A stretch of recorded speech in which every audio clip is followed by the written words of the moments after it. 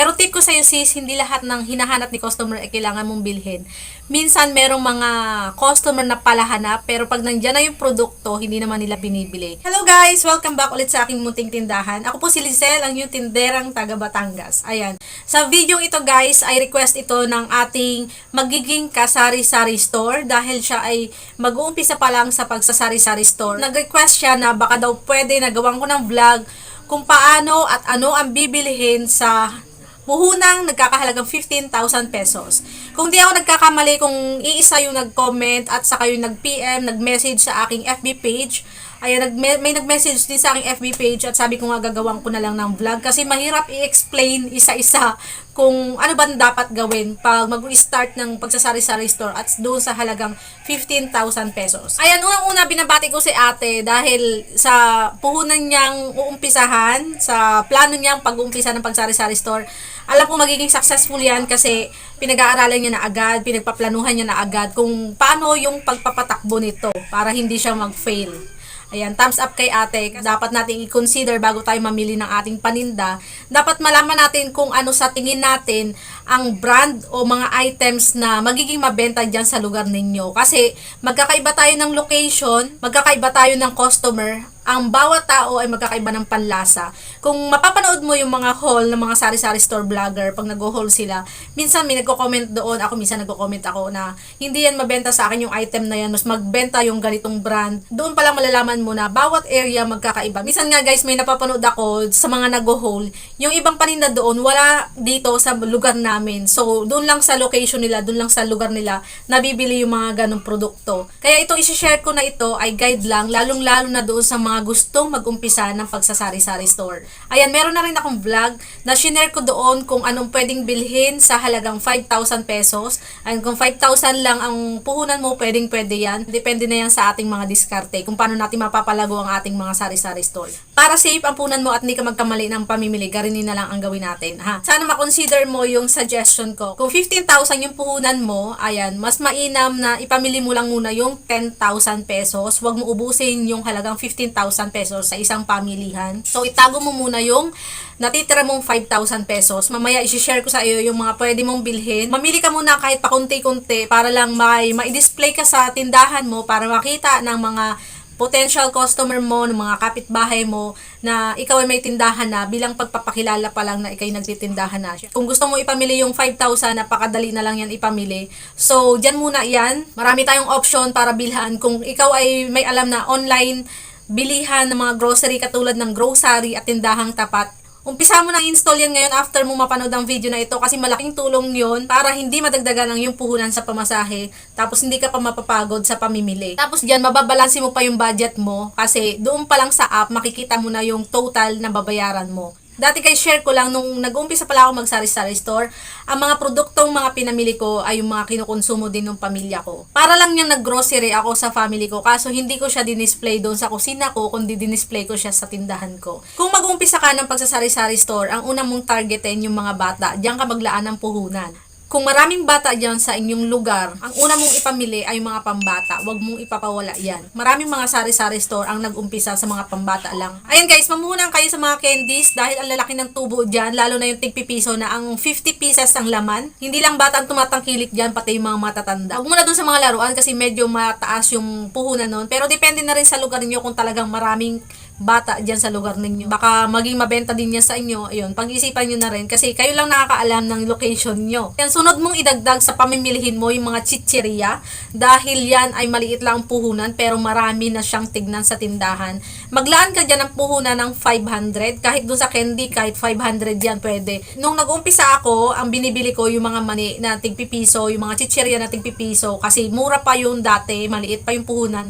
So ngayon din ako masyadong nagbibenta ng mga tigpipiso. Ang pinaglalaanan ko na lang ay yung mga chichirya na nabibenta natin ng tig 7 pesos. Fast moving siya. Lalo na kung ikaw ay nag-uumpisa pa lang sa pagsasari-sari store at maliit pa lang yung puhunan mo, napakalaking tulong yan para makaakit ng mga customer. Dahil pag sinabit mo siya na maganda dyan sa harapan ng tindahan mo, magmumukhang maraming laman ang tindahan mo. Bukod sa malaki na siya, ay makulay siyang tignan sa tindahan. So napakaganda. At hindi pa yan madalas inuutang dahil madalas na bumibili dyan yung mga bata.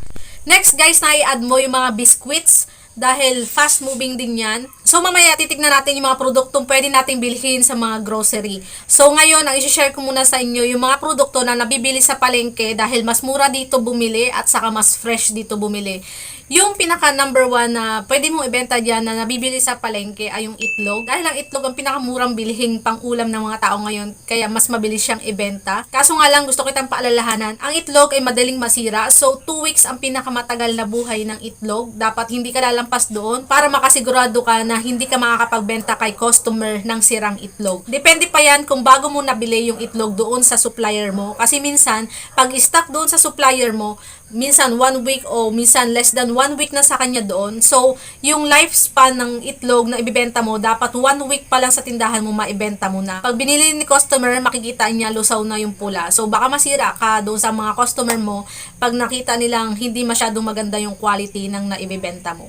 So, sunod guys na hindi mawawala sa ating sari-sari store ay yung mantika. So, mataas ang puhunan ngayon ng mantika. Kung sa tingin mo mas mabenta sa inyo yung mga debote sa gin, so bumili ka ng kahit kalahati o kaya 1 dozen kasi yan, mabenta din yan. Kung uso sa inyo yung pagre-retail ng mantika na nilalagay sa plastic, so mas malaki yung kita doon. Lalo na ngayon nga na mahal ang mantika, hindi masyadong ma-afford ni customer yung isang bote na nagkakahalaga ngayon ng 32 pesos dito sa aking tindahan. Asukal, nakakabili dito sa grocery store, nakakabili din sa mga palengke. Pero tatlong klase ang sugar na dapat nating ibenta. Merong wash, merong white, merong brown.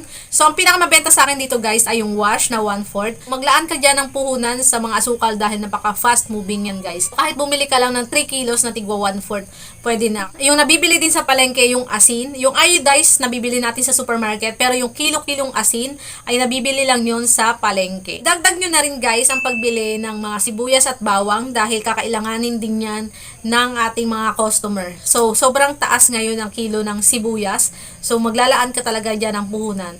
Ngayon guys, papakita ko sa inyo yung mga produkto na pwedeng bilhin sa supermarket, sa mga grocery store. Ayun, gagamitin natin yung tindahang tapat dahil hindi naman tayo pwedeng mag-vlog sa grocery store, baka masita tayo doon. So dito na lang tayo sa online bilihan, ang tindahang tapat. Ito yung pinili ko kaysa sa grocery dahil mas maraming produkto dito sa tindahang tapat. So, papakita ko sa inyo yung mga in-add to cart ko na pwede mo sis bilhin sa halagang 10,000 pesos. So, itong mga in-add to cart ko, ito yung mga produktong malakas sa akin, kaya ito yung mga napili kong ilagay sa cart. Punta na tayo doon sa tindahang tapat. Napakadaling gamitin ng tindahang tapat. Shoutout sa aking kabalaybay na taga Lipa City, na si Mary Jane Lindog. Ayan, siya ay gumagamit na rin ng tindahang tapat. Napakalaking tulong ng mga online bilihan sa atin. Sa susunod guys, may isi-share ako sa inyong app na pwede rin tayo bilang sari-sari store owner, pwede rin tayo magtinda gamit ang app. I-share nyo lang yung inyong tindahan sa mga FB at pwede na rin silang mag-add to cart yung mga customer nyo. Pwede rin kayo mag-offer ng free delivery doon. Bagong discover tong app na to, so i-share ko sa inyo, napakalaking tulong nito sa akin. So ngayon guys, punta na tayo doon sa tindahang tapat. Papakita ko na sa inyo yung mga in-add to cart ko. Guys, nandito tayo sa tindahang tapat app. Kunwari, nandito na tayo sa supermarket/grocery store. Ang unang-una kong pinupuntahan sa grocery store ay ang promo section. Kung nasa listahan nyo ang mga naka-promo ay pwede nyo yung bilhin. Dito sa tindahang tapat, meron din ditong promos. So, ayan. Ayan, pag nag-umpisa ka pa lang, ang tip ko, huwag ka munang pumatol sa mga ganyang promo. Dahil ito lang yung promo na pwede ko ipakita sa inyo. Madalas kasi sa mga promo section, yung mga powder na sabon na may +1, fabric conditioner na may +1, mga safeguard sachet na may +1, toothpaste at dishwashing liquid na may +1. Kung nasa listahan mo yun, ayun, pwede mo na yung kunin sa promo section. Kasi yun naman ay mga non-food products. Matagal ang expiration nun, kaya pwede kang kumuha ng mga ganung products. Mga matataas ang puhunan. Ayan, ignore mo muna yan habang hindi pa stable yung pagtitindahan mo. So, ngayon, dito tayo sa mga ating basket. Ayan, nandito yung mga in-order ko guys na nagkakahalaga ng 9,746 pesos and 87 centavos. So, maliit pa siya, hindi pa siya umabot ng 10,000 kasi nga, hindi ko dito isinama yung mga itlog, asin, asukal, at saka yung mantika. So, start tayo dito sa mga dilata. Pinaka-kauna-unahang mabenta sa mga dilata ay mga sardinas. So, ang sardinas dyan ay maraming brand, may Mega, may Ligo, may Master Sardines. So, pwede kang kumuha dyan ng tigta 3 o kaya tigpa 5 pieces, depende pa rin nga sa inyo kung anong brand ang papatok sa inyong lugar. Kung 5 ang bibilihin mo bawat variation, bali 10 peraso bawat brand. 5 sa Mega Red, 5 sa Mega Green. So, sunod dyan guys, ang bibilin mo yung mga tuna. Ang pinakamalakas sa akin na tuna ay yung 555 tuna apretada. Sa tuna, pwede ka rin diyang maglagay ng tigpa 5 pieces. Sa 555 tuna, ilan ang variation yan? Pero nilagay ko lang dito ay 3, adobo, afritada at saka kaldereta. Tapos may iba't ibang brand din yan, may fresca, may San Marino, yan may iba't ibang flavor din yan, may manghang at hindi. At saka may century tuna. Yan, dalawa din ang flavor ng century tuna, manghang at hindi. So ngayon guys, dito tayo sa mga cooking aid o yung mga ginagamit sa pagluluto. Dito ang pinakauna-unahan natin kailangan ay yung Magic Sarap. Ito yung pinaka-stable na pampalasa dito sa aking tindahan. Tapos, kailangan natin yung iodized salt. Dalawang klase ng asin, merong kalahating kiluhan at merong 1/4 o 250 grams. Meron din dito mga chicken breading, crispy fry at saka tasty boy. Pwede kang maglagay dyan ng 2 brand. Ayan, meron ding sinigang mix at saka yung mga Knorr cubes. So, meron din ditong whole black pepper. Kung gusto mo makalaki ng pagre-repack ng paminta, pwede kang bumili sa palengke ng halagang 10 pesos to 15 pesos kasi tinitimbang naman nila yung paminta. So, depende yon sa budget mo guys. Ang betchin, wag mong rin pawalan dahil may gumagamit pa rin naman ng betchin ngayon. Meron tayo dito guys, mga Dato Puti toyo. Itong brand ang malakas sa akin. Meron tayong toyong 200 ml at saka 100 ml. Pwede kanyang kumuha ng tig-4 na piraso. Ayan, meron ding dibote. Dato Puti suka na 100 ml. Yan, 6 pieces. Pwede na yan. Tapos sa bote, pwede ring 3 at saka Dato Puti na 200 ml na suka. And guys, meron din tayo dito mga sausawan, ang Mang Tomas at saka UFC na tigwa 100 grams. Itong 100 grams na UFC ay mabenta, so naglagay ako dyan ng 6 na piraso. So dito tayo guys sa mga kondensada at evaporada. Hindi dapat ito yung dapat nating unahin, hindi yung mga noodles, kaso ito na yung nasa unahan ng cart. So dito naglagay ako ng tigta 3 guys na Alaska evaporada na 140 ml at 370 ml. O, tapos naglagay ako ng 2 cowbell kondensada kasi yan ang pinakamurang condensed milk. Pag naghanap ng brand ang iyong mamimili, ayan, pwede ka na mag-add ng mga other brands sa iyong tindahan. Ayan guys, dito tayo sa canned meat products. Dito sa corned beef, merong iba't ibang klase ng corned beef. May mahal, may mura. So dito yung CDO Carne Norte, ito yung alanganin yung price. 150 grams ang regular size ng mga dilata.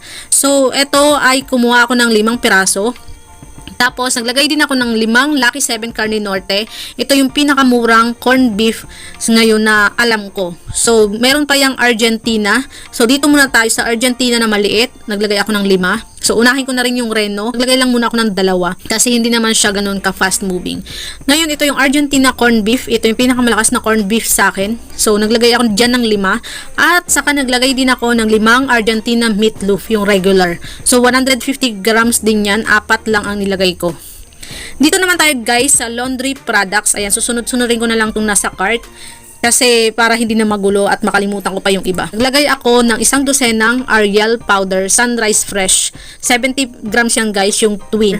Wala lang sila ng Tide powder, hindi ko na isama dito kasi out of stock yata sila. Yung Surf powder, yan malakas din sa akin kasi mura lang siya. Nibenta ko lang siya ng 7 pesos.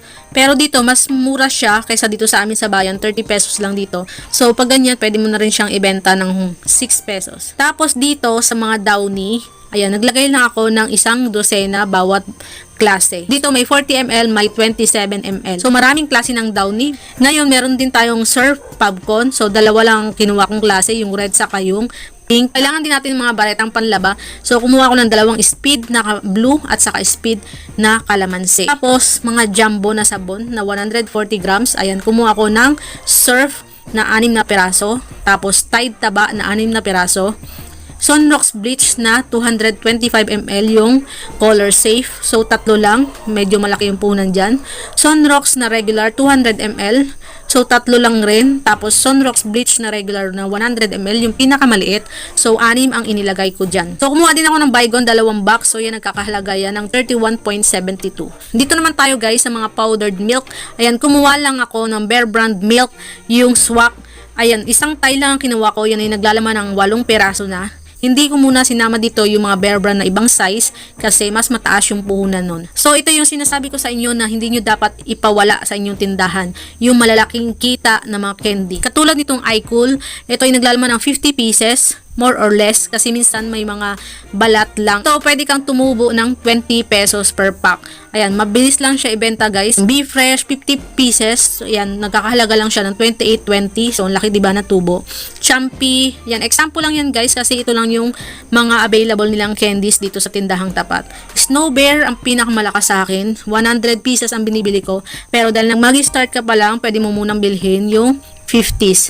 Ayan, malaki-laki na rin naman yung tubo mo. Tutubo ka na dyan ng 14 pesos. So, yan, maghanap ka ng mga candies na may mga libreng garapon, katulad ng stick o. Kaso yung stick o, maliit na lang yung tubo. Binibenta ko na lang siya ng 4-5 piso. Kung gusto mo, magbenta ka rin para makaipon ka ng garapon, para may mapaglagyan ka ng mga ibang candies na mga naka-plastic. Ngayon, ito yung mga chichirya. Ito lang kasi yung available nilang chichirya dito sa tindahang tapat. Kaya ito lang ang nailagay ko. Depende sa puhunan ng pagbibenta ng chichirya. Pero ang pinakamagandang ibenta itong mga Oishi products kasi mas malaki ang kikitain mo dyan. Pwede kang maglaan dyan ng halagang 500 pesos sa mga chichirya. Hindi pwedeng mawala ang toothpaste. So, ito lang available nila, Colgate. Pwede ka pang magdagdag ng isang klase, yung close-up. Kaya ginawa ko yung isang dosena. Yung 6 dyan, pwede mong gawing close-up. At saka posporo. So, ito, mga shampoo and conditioners, mga toiletries. Ayan, kumuha lang ako ng mga cream silk na tig-6 kasi marami namang klase ang cream silk. So, 3 klase lang ang kinuha ko. Yung pink, green, at saka blue. Tapos, cream silk keratin.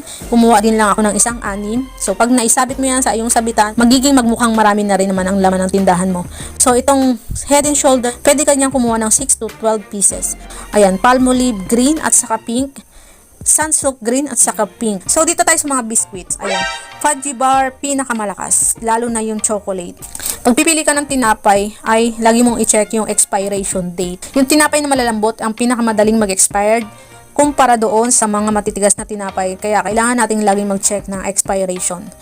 Etong alak, ayan, naglagay ako ng alak dahil sabi nga nila, di bali nang walang bigas hapag basta may alak. So, naglagay ako ng 2, 4 at saka 6 na bilog. For sure, may maghahanap ng alak sa inyo. At huwag mo ring pawalan ang sigarilyo. So, itong hindi pwedeng mawala, number 1 na mabibili sa umaga, kape. So, maraming klase ng kape tayo dito. So, pinakamalakas sa akin, itong Kopiko Blanca Twin. So, kumuha ko ng isang tie. Ang isang tie niyan ay hindi naglalaman ng isang dosena, kundi 10 lang. So, kumuha ko ng Kopiko Blanca, Nescafe Creamy White Twin, Great Taste White Caramel. At itong Great Taste White Caramel, hindi ito masyadong mabenta sa akin.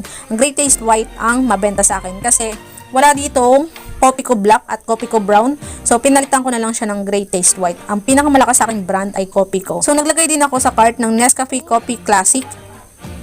25 grams. Ayan, ito lang ang brand na meron sila. Wala yung Great Taste Granules. Itong tissue at cotton. Pwede kang magdagdag nito, lalo nitong cotton.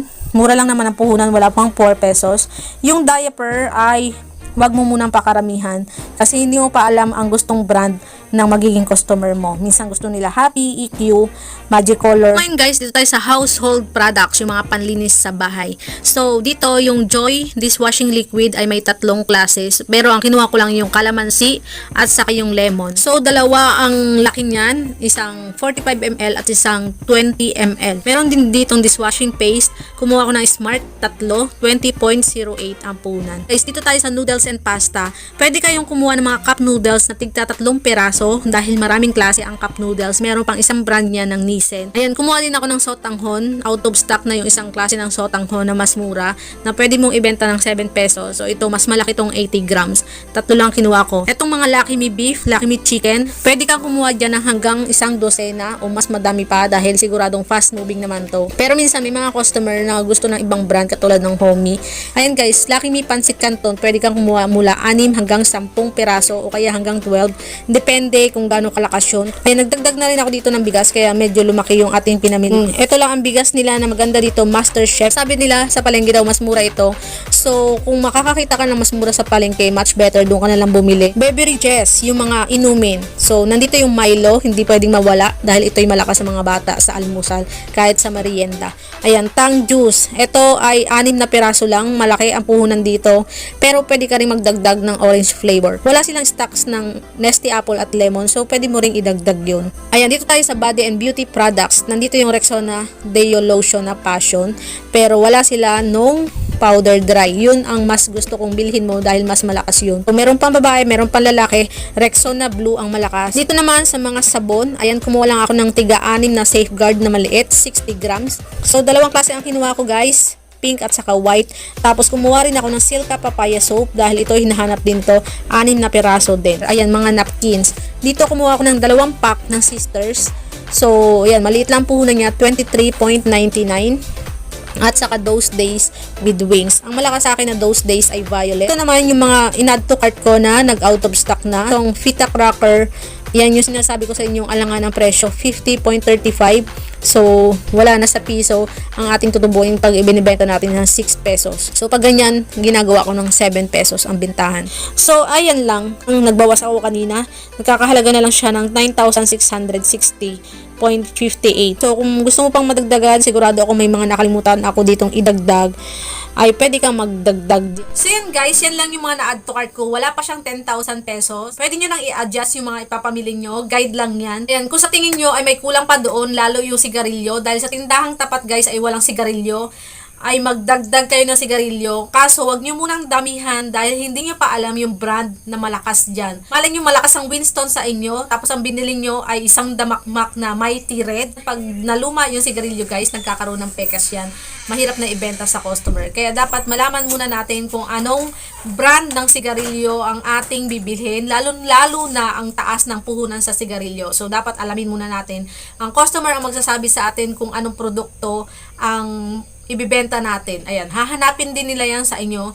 Habang wala pa kayong idea, ay pwede kayong bumili ng paisa-isang kaha kung kaya ninyo ng paisa-isang kaha. I suggest Marlboro Red, wag kayo magpawala.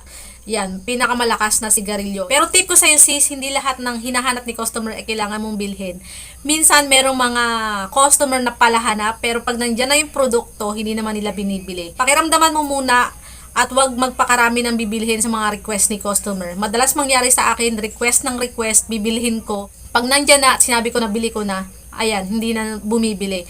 Tamang request lang. Maliban na lang kung marami nang naghahanap na customer, hindi lang iisa. Yan, yung time na pwede mo nang bilhin ang mga produktong hinahanap nila. Pero kung iisa yan ang naghanap, magdalawang isip ka muna kung bibili mo yung produktong yun. May mga produkto kasi na hindi hanapin. At sweaty powder, ayan, bihirang may maghanap niyan sa akin, pero may bumibili pa rin. So, bumibili lang ako niyan ng padala-dalawa. Katulad ng mga pasas, minsan may naghanap sa akin, bumili ako ng pasas, hindi naman binili. So, yan. May istakan ka lang pag sinunod mo ng sinunod yung mga customer. Ngayon, sis, yung sinadjust ko sa'yo na wag mo muna ubusin yung halagang 15,000 kundi 10,000 muna. Halagang 5,000 na sinabi ko sa'yo, wag mo munang gastusin o isama sa yung puhunan. Saka mo lang kukunin yun pagtapos ka na dun sa stage na pinapakiramdaman mo pa lang yung iyong sari-sari store. Yung flow ng iyong tindahan, alam mo na kung anong malakas na produkto. Malalaman mo yun pag ikaw ay nagtitindahan na. Hindi mo yung malalaman hanggat iyo pa nauumpisahan. Pwede mo nang kunin yung 5,000 mo para idagdag sa yung puhunan, para bumili ng alam mong malakas doon sa yung tindahan. Yung laging hinahanap ni customer para hindi ka lagi nang nauubusan ng produktong iyon. Lalong-lalo na doon sa mga hinahanap ng customer mo na hindi natin na isama doon sa cart, ayan, pwede mo nang bilihin yun.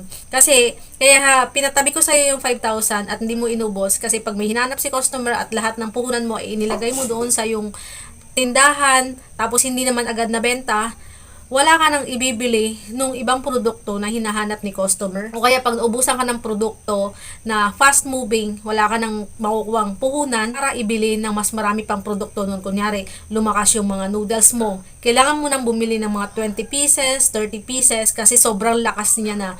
Eh ngayon dahil nakapondo sa ibang produkto yung puhunan, hindi mo madadagdagan ang quantity ng yung paninda kasi nasa ibang produkto ang puhunan mo. So hanggang dito na lang mga kasari. Sana nakatulong sa ating kasari na magsisimula pa lang magkaroon ng tindahan. Alam ko magiging successful yan pagtitindahan mo. At good luck sa'yo. Sipagan mo lang at tamang diskarte lang para lumago ang yung sari-sari store. Ayan, sana nakatulong tong video na to. Manood ka lang ng mga sari-sari store vlogger. Marami silang sinishare ng mga ideas para maging successful ang ibang mga kasari natin. So hanggang dito na lang guys. Salamat sa inyong panonood. Kung hindi ka pa nakasubscribe at nagustuhan mo yung video na to, please like, share, and subscribe sa aking YouTube channel, Lizel Domdom. Salamat guys, ingat, happy selling, God bless. Bye-bye, good night.